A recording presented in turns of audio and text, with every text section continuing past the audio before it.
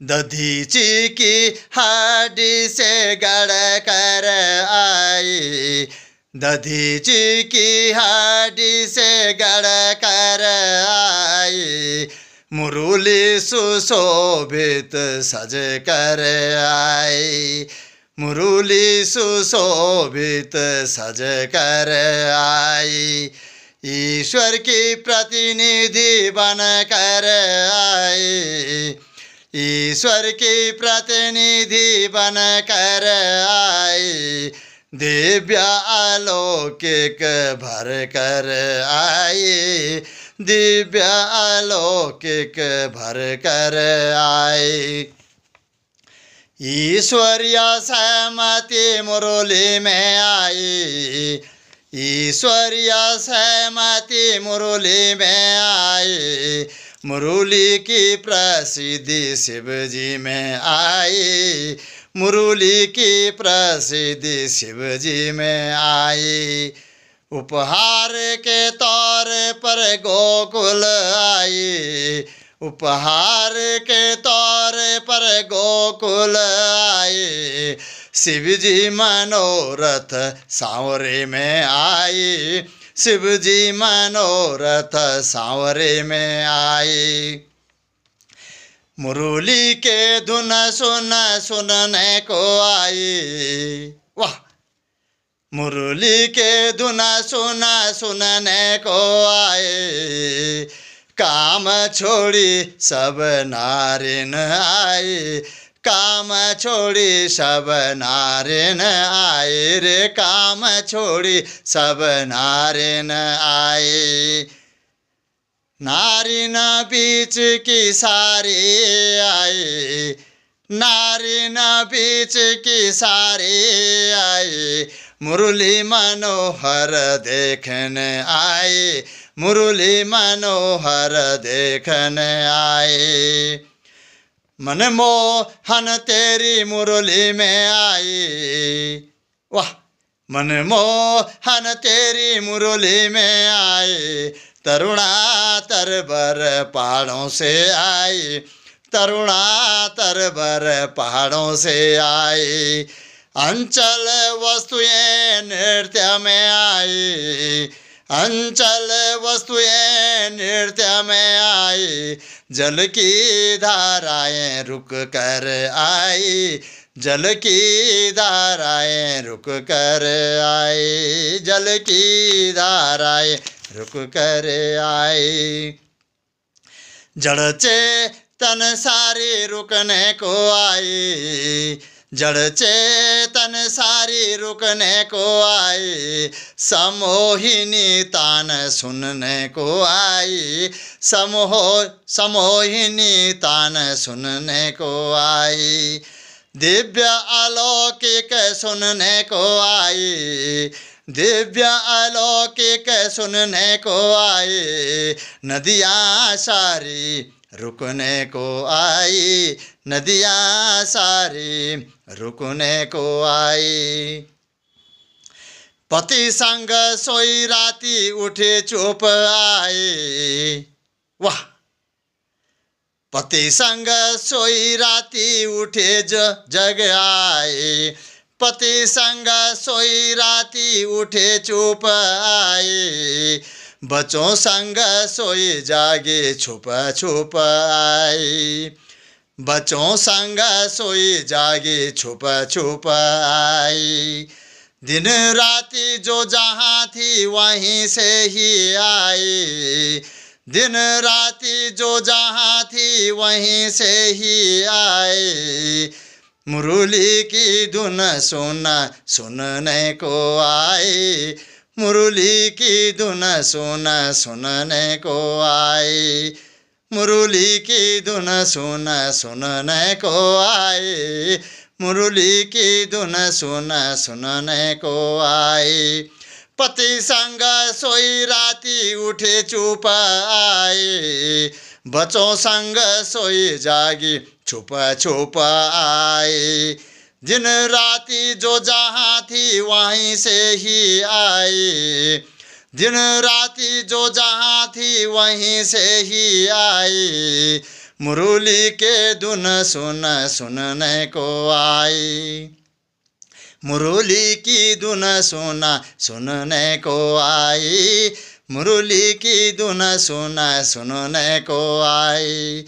मुरली की धुन सुन सुनने को आई। मुरली की धुन सुन सुनने को आई। वाह, मैं तो गदगद हो उठा हूं कि जब ये कविता मेरे जहन में उतरी है। शायद ईश्वर ने मुझे चाहा है और ईश्वर की जो आभा है, उन आभाओं को टीप कर मैंने जो कविता का रूप दिया है और उसको पिरोकर अपने उद्गारों में आप तक भेजने का जो काम मैंने किया है, मैं तो धन्य हो उठा हूं। पर मैं आपको कहना चाहता हूं कि कृष्ण के पास जो मुरली थी वो आई कहां से। आप अचंभित हो जाएंगे, शायद आपको पता ना हो। तो मैंने खोजा है और पाया कि दधीची की हड्डी से जो मुरली निर्मित हुई है, दधी की हड्डी से जो मुरली बनी है, उसमें स्वयं परमात्मा आकर विराजित हो गए। तो मुरली के अंदर परमात्मा आकर विराजित होकर और उसकी धरोहर शिव जी के पास आई। मुरली युगों तक शिव जी के पास रही और शिव जी ही ने ही मुरली के तान को ताना है।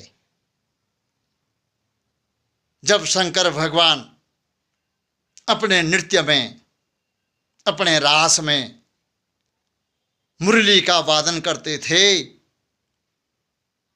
तो मुरली का उद्गम ही भगवान शंकर से ही पैदा हुआ है। और गोकुल में, कालांतर में जब गोकुल में कृष्ण का जन्म हुआ, तो भगवान शंकर ने ये समझकर कि गोकुल में विष्णु का अवतार हो चुका है, तो उनकी आभा को देखने के लिए, उनकी बाल लीला को देखने के लिए भगवान शंकर स्वयं गोकुल गए और उस बांसुरी को कृष्ण को उपहार के तौर पर दे दिया। और जब कृष्ण ने उस बांसुरी को अपने ओंठों के द्वारा धारा प्रभावित में संगीत प्रभावित किया, तो उस धुन में ईश्वर की गंगा भी बहने लगी। क्योंकि मुरली के अंदर जो ईश्वर की आभा थी, उस धुन में ईश्वर भी बहने लगा। तो जैसे कृष्ण ने बांसुरी प्रारंभ किया बजाने के लिए, तो उसको सुनने के लिए वहाँ की लताएं, वहाँ की नदी, वहाँ के पहाड़, झरने, कुएं, पेड़ पौधे, जीव जंतु, मानव, दानव, ये सारे उद्गार होकर मुरली के अंदर से उस जो अमृत की बूंदें थी उसको टीपने के लिए गोकुल पहुंचे। तो जो नदियां थी, नदियां बहने में रुक गई, धाराएं रुक गई, पेड़ पौधे ठहर गए। जो पति पत्नी रात में सोए हुए होंगे, पत्नी के अंदर बांसुरी की धुन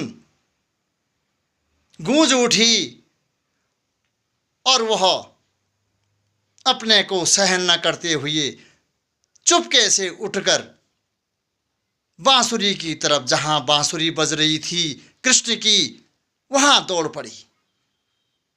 तमाम गोपियां, ग्वाल वाले, गाय, बछियां, ये सारे कृष्ण की ओर आकर्षित होने लगी। उसका कारण यही है कि दधीची की जो मुरली बनी, दधीची की हड्डियों से जो मुरली निर्मित थी, उसके अंदर ईश्वर की आभा धरोहर थी।